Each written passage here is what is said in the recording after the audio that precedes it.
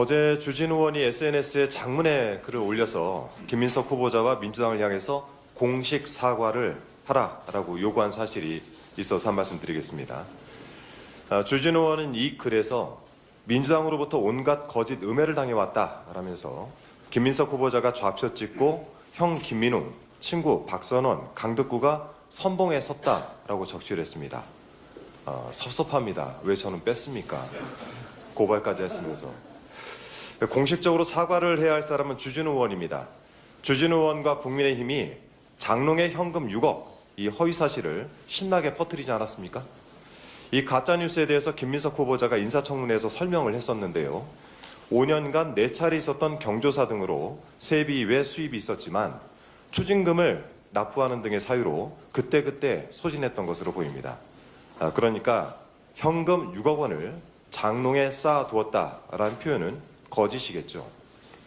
주진우 의원은 어제 올린 글에서 자신은 6억 원을 몰아서 받았다라고 한 적이 전혀 없다라는 식으로 주장을 했습니다.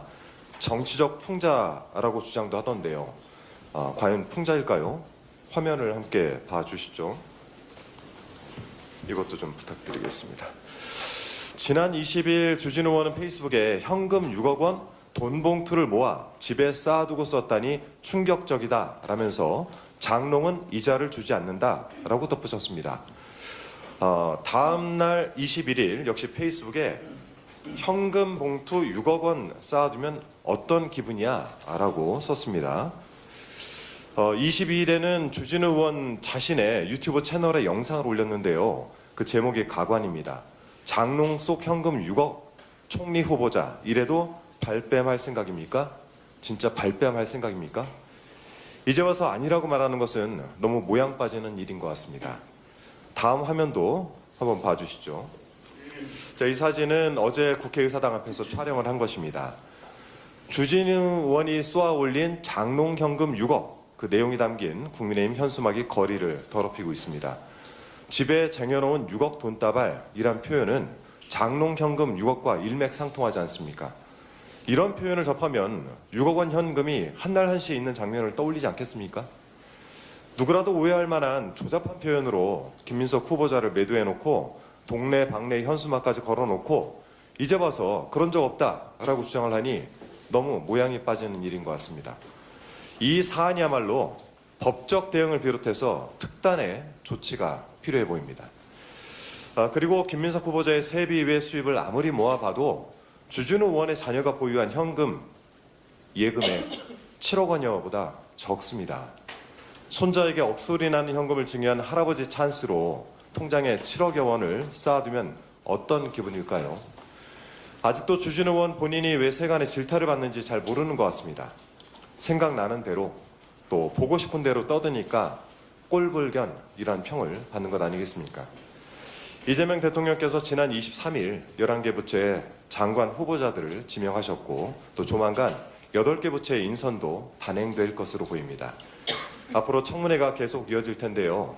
그때마다 국민의힘은 이런 식으로 날조하고 공작해서 후보자를 매도할 것입니까? 주진우 의원과 국민의힘이야말로 김민석 후보자와 민주당에 즉각 사과하고 국민의 상식에 맞는 인사검증 자세로 돌아가겠다라는 대국민 약속을 하시길 바랍니다. 이상입니다. 그러나 지난 이틀간 열린 국무총리 후보자 인사청문회에서 김민석 후보자와 더불어민주당이 국민께 보여준 모습에는 공정도 상식도 없었습니다. 오로지 명심만 있었습니다. 절대다수 의석을 앞세운 더불어민주당의 폭로로 인해 증인도 자료도 없는 깜깜이 청문회가 강행되었습니다.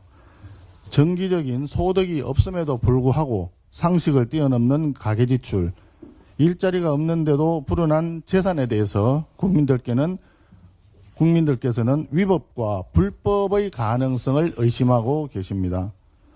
또한 처가로부터 받았다는 수억 원의 비상식적인 생활비에 대해 정당하게 증여세를 납부했는지 여부조차 김민석 후보자는 끝내 소명하지 못했습니다.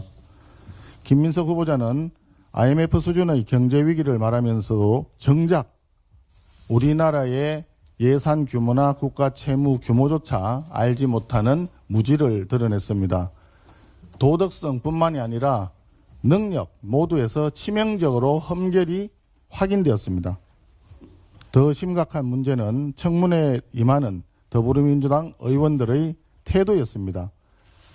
다수당의 위력으로 자료도 정인도 없는 맹탕 청문회를 만들더니 김민석 후보자의 문제를 지적한 야당 청문위원에게 신상털기와 정치적 린치를 서슴지 않았고 급기야 김민석 후보자를 지키기 위해 인사청문회법 개정까지 주장하고 나섰습니다. 국민은 유능하고 도덕적인 국무총리를 원하고 계십니다. 그러나 더불어민주당은 민심을 철저히 외면한 채 오직 이재명 대통령의 명심만 바라보며 거수기 역할에 몰두했습니다. 명심만 명심하는 참으로 국민에게 부끄러운 모습입니다. 반성도 소명도 책임도 없었던 산무청문회가 절차적으로 지나갔다고 해서 끝난 것이 아닙니다. 국민들로부터 낙제점을 받은 김민석 후보자는 즉각 자진 사퇴해야 합니다. 아울러 청문회 과정에서 국민의 뜻을 외면한 채 명심 결사옹위와 야당 청문위원에 대한 원색적 비난을 자행했던 더불어민주당 청문위원들의 공식적인 사과를 촉구합니다. 조금 전 우리 원내 수석 두 분과 대변인 비서실장 함께 국회의장을 방문하고 왔습니다.